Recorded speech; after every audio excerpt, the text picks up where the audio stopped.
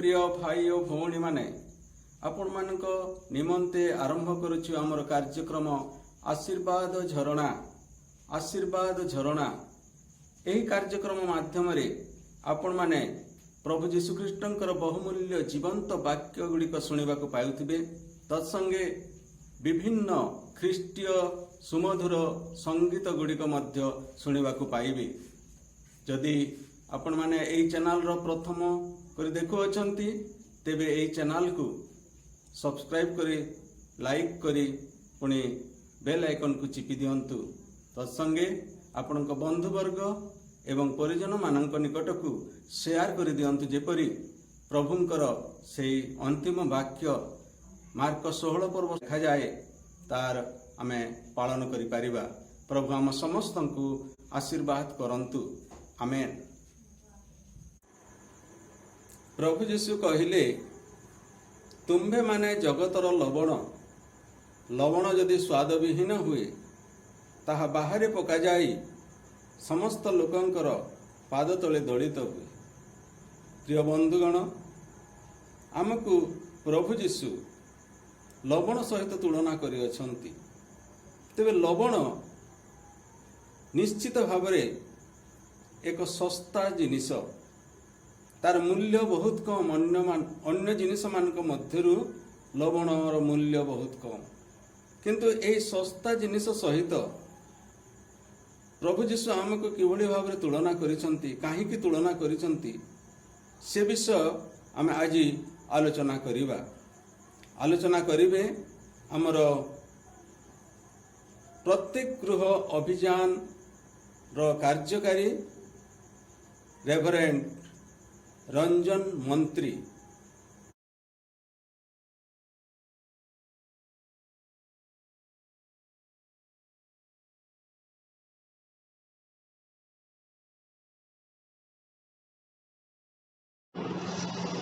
आसु आमे आज मनोनीत अंश आम पाठ करवा जहाँकि आपण मैंने पाइपर मार्क लिखित सुसमाचार तार 9 पर्व 42 पदरु 50 पद पर्यंत आम देखा। प्रिय मैंने आम जो अंश पाठ करूँ 42 पदरु 50 पदर मु जो बाइबल व्यवहार करुच्ची तार गोटे हेडलाइन दि जाइए लिखा जाउछि विश्वास रे विघ्नकारी दंड लिखा जाउछि। जो माने विश्वास जो माने करूछंती आ सेमानकु आम जदि तांकर विघ्नर कारण हेबा ताहेले हमकु दंड दिया जिवो बोली कहा जाउछि। एठारे हम जानुछु जे केते सुंदर भाबे लिखा जाउछि जे गोटे अंग जदि आमानकर विघ्नर कारण होउछि ता कोन करत में काटी पका हुआ जाउछि। कौन से गोटे गोटे गोटे बॉडी रो गोटे अंग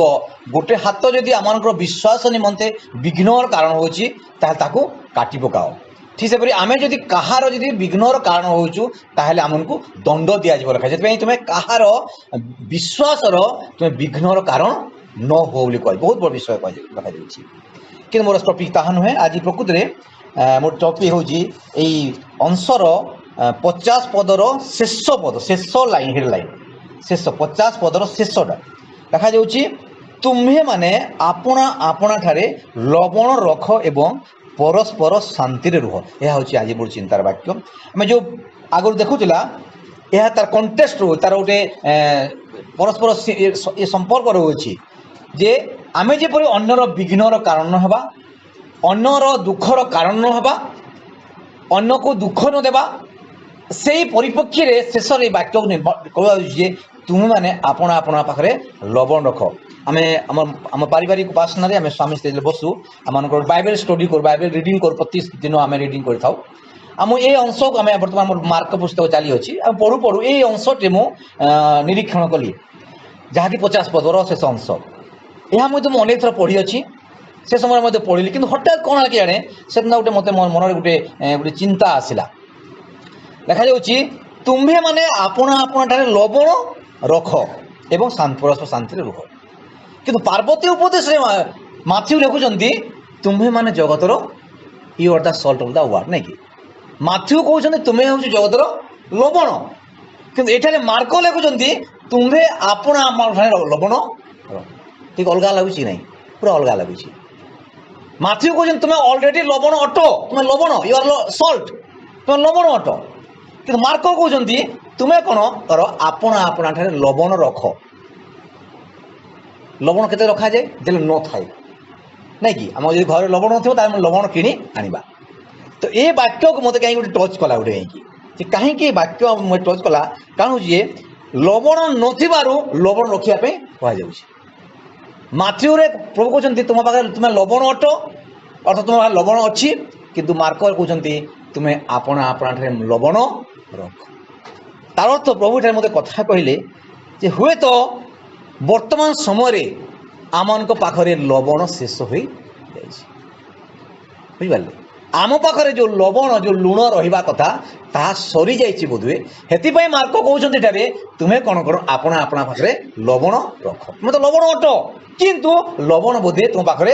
ଶେଷ ହୋଇଯାଇଛି, ସେଥିପାଇଁ ତୁମେ କ'ଣ କର ଲବଣ ରଖ ବୋଲି କୁହାଯାଉଛି। ଗତ କିଛି ଦିନ ଏଇ ଲକଡାଉନ୍ ସମୟରେ ଗୋଟେ ଆନାଉନ୍ସ ଗୋଟେ ଭାଇରାଲ ହେଲା ଗୋଟେ ଯେ ଲୁଣ ସରିବା ଉପରେ ଅଛି ନାଇଁ କି, ଲୁଣ ସରିଯିବ, ଷ୍ଟକ୍ ନାହିଁ। ଲୋକମାନେ କିଣି, ମୁଁ ବି ପ୍ରାୟ 7 ପକେଟ୍ କିଣି ସାଙ୍ଗେ କିଣିବା, ମୁଁ କହିଲେ ଲୁଣ ମିଳିବନି, ହଉ ଲୁଣ ହେଲେ ହେବନି ଆଣିବ, ମୁଁ ପ୍ରାୟ 5-7 ପକେଟ୍ ଷ୍ଟକ୍ ରଖିଥିଲି ତାମାନେ ଲୋକମାନେ ଡିକ୍ଲେୟାର କଲେ। ତ ପ୍ରକୃତରେ ଏଇ ବାକ୍ୟ ମୁଁ ଗୋଟେ ଚିନ୍ତା କରୁଥିଲି ଯେ ପ୍ରକୃତରେ କ'ଣ ଆଜି ଆମମାନଙ୍କ ଜୀବନରେ ଲବଣ ସରିଯାଇଛି କି? ଲବଣ ସରିଯାଇଥିବାରୁ ହୁଏତ ପ୍ରଭୁ ଆଜି ତାଙ୍କର ଏଇ ମଣ୍ଡଳୀରେ ବା ଆମମାନଙ୍କୁ ବାକ୍ୟ ଦେଉଛନ୍ତି ତୁମେ ଆପଣା ଆପଣା ପାଖରେ ଲବଣ ରଖ। ଲବଣର ଗୁରୁତ୍ୱପୂର୍ଣ୍ଣ ବିଷୟ ଆମେ ଜାଣିଛୁ, ଲବଣ ରଖିବା ପାଇଁ ସେ ଆଜି ଆମକୁ କହୁଛନ୍ତି। ଏବଂ ଦ୍ୱିତୀୟ ବିଷୟ କହୁଛନ୍ତି ତୁମେ ପରସ୍ପର କ'ଣ ହୁଅ ଶାନ୍ତିରେ ରୁହ। ଏ ବାକ୍ୟ ମୋତେ ଟଚ୍ କଲା। କ'ଣ ପାଇଁ ସେ କହୁଛନ୍ତି? କାରଣ ବର୍ତ୍ତମାନ ଯେଉଁ ସମୟରେ ବସବାସ କରୁଛୁ ସେ ସମୟରେ ଆଜି ଶାନ୍ତିର ଅଭାବ ଦେଖାଯାଉଛି। ଏକ ଅଶାନ୍ତିକର ପରିବେଶ ମଧ୍ୟରେ ଆମେ ବସବାସ କରୁଛୁ। ତେଣୁ ପ୍ରିୟମାନେ, ହୁଏତ ପ୍ରଭୁ ତାଙ୍କର ଯୋଜନା ଅନୁସାରେ ମୋତେ ଏ ବାକ୍ୟ ଦେଇ ପ୍ରସ୍ତୁତ କରିଅଛନ୍ତି ଯେ ଲବଣ ବିଷୟରେ କିଛି ଜାଣିବା ନିମନ୍ତେ। ଲବଣ କ'ଣ ଅଟେ, ଲବଣ କେଉଁଠାରୁ ଆସେ, ଲବଣ କାର୍ଯ୍ୟ କ'ଣ ଅଟେ, ଆମେ ସମସ୍ତେ ଜାଣିଛୁ। ଏହା କୌଣସି ନୂଆ ବିଷୟ ପ୍ରଚାର କରୁନି, ଆମେ ସମସ୍ତେ ଜାଣିଛୁ ଭଲ ଭାବେ। ତଥାପି ହୁଏତ ପ୍ରଭୁ ଏହା ମାଧ୍ୟମରେ ଆମକୁ କିଛି ନୂଆ ବିଷୟ ବା ଆମକୁ ପୁଣି ଥରେ ସ୍ମରଣ କରିବା ଦେବା ନିମନ୍ତେ ଆମକୁ ପ୍ରଭୁ ଯେତେବେଳେ ଆମେ ବାକ୍ୟ ଶୁଣୁ ଆମେ ସବୁ ଜାଣିଥାଉ, ତଥାପି ପ୍ରଭୁ ତାଙ୍କ ଲୋକମାନଙ୍କ ଦ୍ୱାରା ଆମକୁ କିଛି ସ୍ମରଣ କରିବା ପାଇଁ ସେ ବାକ୍ୟ ପ୍ରଦାନ କରିଥାନ୍ତି। ପ୍ରିୟମାନେ, ଆମେ ଦେଖୁଛୁ ଏଠାରେ ପ୍ରଭୁ କହୁଛନ୍ତି, କିନ୍ତୁ ଆମେ ମାଥ୍ୟୁ ପୁସ୍ତକକୁ ଯିବା, ଆଶା ଲେଖାଯାଉଛି you are the salt of the world, ତୁମେ ହେଉଛ ଜଗତର ଲବଣ।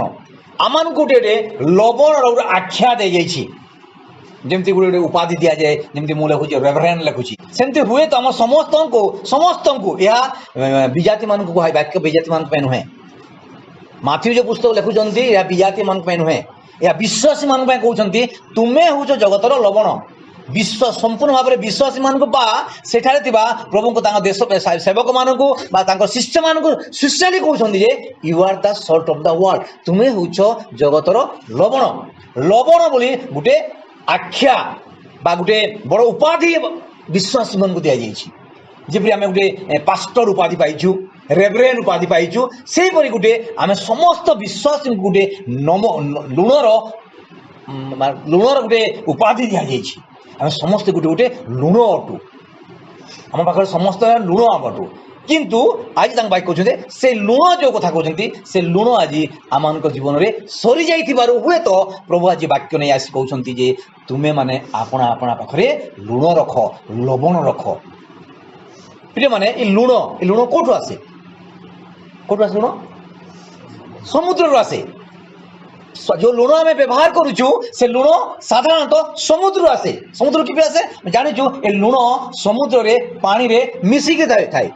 ଯେଥିପାଇଁ ଆମେ ସମୁଦ୍ରକୁ ଲୁଣି ପାଣି କୁହାଯାଏ ନାହିଁ କି। ତ ସମୁଦ୍ରରେ ପାଣି ସହିତ ଲୁଣ କ'ଣ ଥାଏ? ମିଶିକି ଥାଏ। ତ କ'ଣ କରାଯାଏ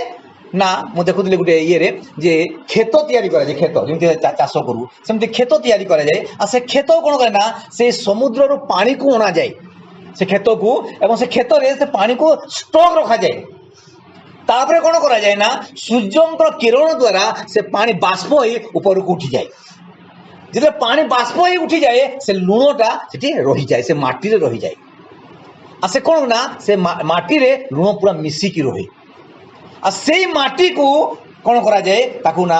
ମେସିନ୍ ସାହାଯ୍ୟରେ ତାକୁ ପ୍ୟୁରିଫିକେସନ୍ କରାଯାଏ। ଭିନ୍ନ ଭିନ୍ନ ସ୍ତରରେ ଭିନ୍ନ ଭିନ୍ନ ମାଧ୍ୟମରେ ତାକୁ ପ୍ୟୁରିଫିକେସନ୍ କରାଯାଏ। ଶେଷରେ ଏକ ଲୁଣ ପ୍ରସ୍ତୁତ କରାଯାଏ।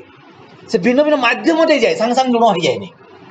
प्रथम माटी मिसी जाए से माटी कणा जाए भिन्न भिन्न मेसीन साहाय्य प्यूरिफिकेशन करा जाए प्यूरिफाए करा जाए एवं ताकू कौन करे ना लुण भाव में आम निकटे पहुंच जाए। तो एक प्यूरिफिकेशन माध्यम ए लुण को जीवाक पड़े। प्रिय माने आम जीवन ठीक से अटे आम समस्त कौन थिला आम पापी थिला आम जगतर विनाश पथर थिला मंदता मध्य बसवास करथिला आम पाखरे पाप थिला किंतु प्रभु कौन कले आम कौन कले प्यूरिफिकेशन कले केमती कले तांकर वाक्य माध्यम वाक्य शुणिलु प्रभु विश्वास कलु ता माध्यम से आम कौन कले प्यूरिफिकेशन कले आमको से अलगा कले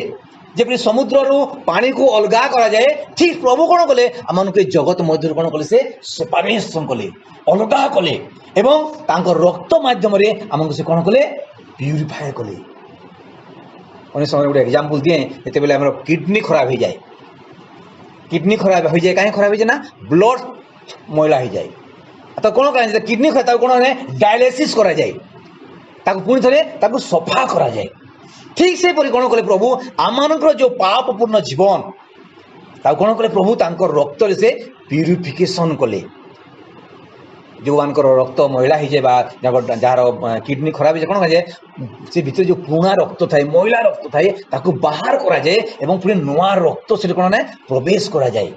ताको डायलिसिस कहा जाए। ठीक से परि प्रभु कौन कले आम जीवन को से डायलिसिस कले आम जीवन थी जो पापपूर्ण जीवन ताकू बाहर करी तांकर रक्त माध्यम आम कौन कले शुचि एवं पवित्र कले वाक्य अटे आमे सेपरी से आमे कौन साधारण लोक नहूँ आमे कौन साधारण लोक नहूँ आमे प्रभु रक्त रे प्यूरिफिकेशन होइतिबा विश्वासी अटू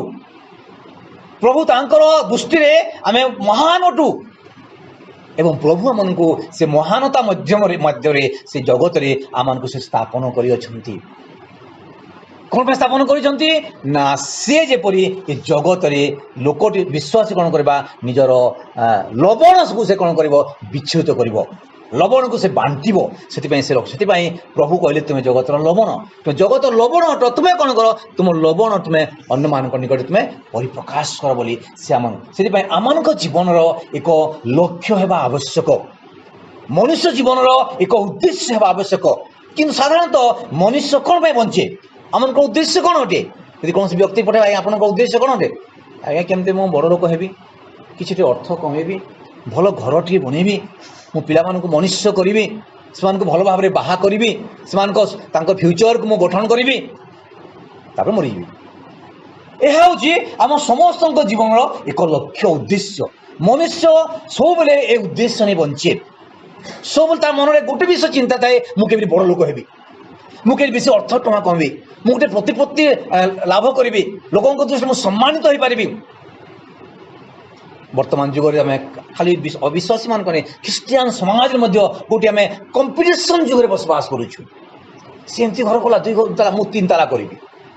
नहीं के आम गोटे कंपिटिशन माइंड बसवास कर आम उद्देश्य जगत रे जे ये आम जगत रे किपरि आम प्रतिपत्ति लाभ करू लोक सम्मान लोक दृष्टि महान हेबू प्रिय माने वाक्य स्पष्ट कहे जगत को तुम्हें किसी आनिन कि जगत रू कि नहीं कि जीव नहीं किसी नहीं कि जीव नहीं उल्लंघ जिले मातार छुआ जन्म हुए लंगड़ा ही से जन्म हुए उल्लंघ ही जन्म हुए ठीक से परी मरीगले से उल्लंघ ही जाए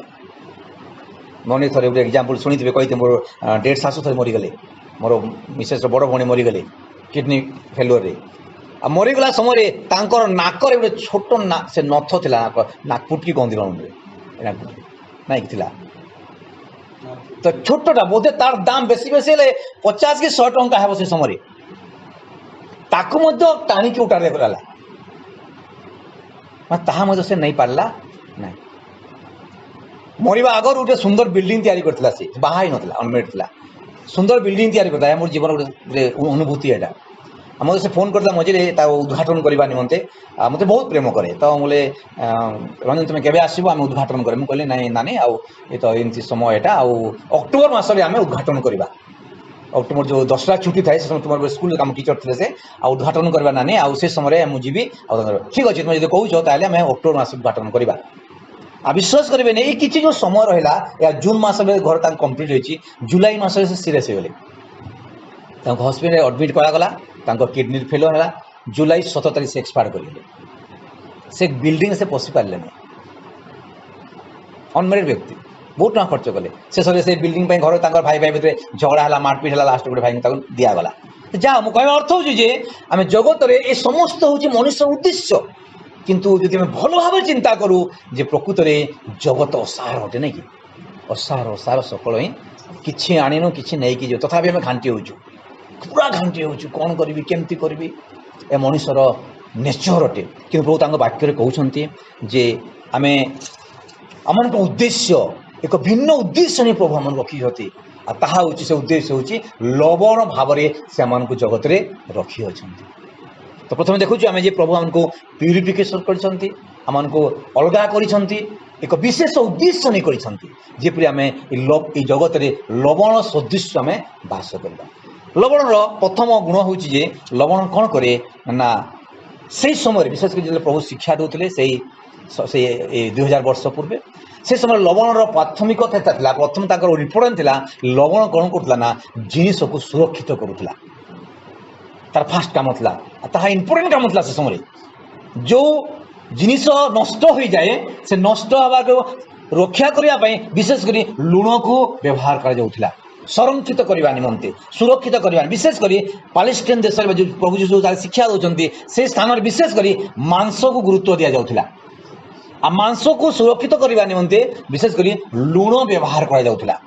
लुण लुण को मिसाई जाऊला जहाँफल मांस अनेक दिन पर्यंत कहा रोला बर्तमान समय आम फ्रिज व्यवहार करूँ से समय कौन फ्रिज नाला फ्रिजर ना समय कि लुण को व्यवहार करा मांस को अधिक समय निमंते माने रखा निमंते बर्तमान समय में मांस तैयारी कर मांस रांधा पूर्व आम कौन करूँ जब मांस डेरी अच्छे प्रथम कौन करूँ हल्दी और लुण मांस को आम कौन करूँ मांस हो माछ हो ना कि जहाँ आम कौन करूँ टी हल्दी दे थो लुण दे थो आम गुड़े दे थो जपरी गंध हेनी नष्ट हेनी बोलिकी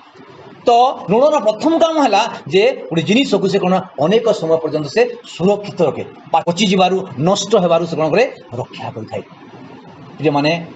जदि आम विश्वास जीवन में एप्लाय करवा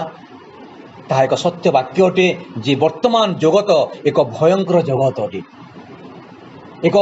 नरकगामी जगत मध्य आम बसवास करूँ जदि चिंता करवा प्रत्येक दिन आम देखु जाऊँ सुसाइड केस देखा रेप केस देखा हैं पुओ झी मान मध्य डाइवोर्स केस देखा विजाति कथा कहूँ आम ख्रीस्टान सोसाइटी कहूँ ख्रीस्टान झी पुओ झी सुसाइड कर ख्रीस्टान पुओ झी मान डाइवोर्स कमन हो बर्तमान साधारण विषय होगा यहपरी एक जगत मध्य बसवास करें एक भयंकर माने अवस्था गति करें जपरी मांस को जदि अधिक समय रखापी लुण व्यवहार करा जाए ठीक से प्रभु आम रखी ये जो समय बसवास करुचु ये समय लोक रक्षा करवा लोक मैंने आज पाप पतित होती मंदतार पतित होती नर्कगामी होती मंदता आज आम देश लोक मान आक्रमण करुच्ची आज से नष्टगामी पूरा होती कि प्रभु तक वाक्य कहते जे आमर दायित्व और कर्तव्य से कौन करवा ना रक्षा करवा प्रिय माने वाक्य वाक्य आज कहते आम से रक्षा करने सक्षम अटू आज आम पुओ झी मान कहीं डाइवोर्स हो शिक्षार अभाव अच्छी ख्रीस्टान पुओ झी मान शिक्षा से अनेक समय शिक्षा प्रचार कला कहे विवाह पूर्व कम से कम से मासे ट्रेनिंग देवार आवश्यक रही बहुत दुख लगे लज्जार विषय अटे जे बोधे बर्तमान ख्रीस्टान सोसाइटी यही सब विषय कमन हो गलानी पूरा साधारण हो गलानी पुओ झील मैंने बाहापी भय कर यहपरी एक भयंकर समय मध्य गति प्रत्येक समय देखु आम सुसाइड केस देखा जाऊँगी प्रत्येक दिन शह शह पुओ झी मैंने सुसाइड कर शह शह चाषी मैंने सुसाइड कर से समस्त रक्षा करने प्रभु आमको एक भिन्न दायित्व देते आमको प्रभु तक वाक्य देते वाक्य मध्यम से तालीम प्राप्त करवा से कंसल्ट करवा से बुझेवा जपरी से यहपरी कार्य रक्षा पाइबे लुणर कार्य जपरी है गोटे विषय को पचिबा करवा नष्ट होगा रक्षा करने निमंते ठीक से विश्वास कार्य अटे जपरी रक्षा करवा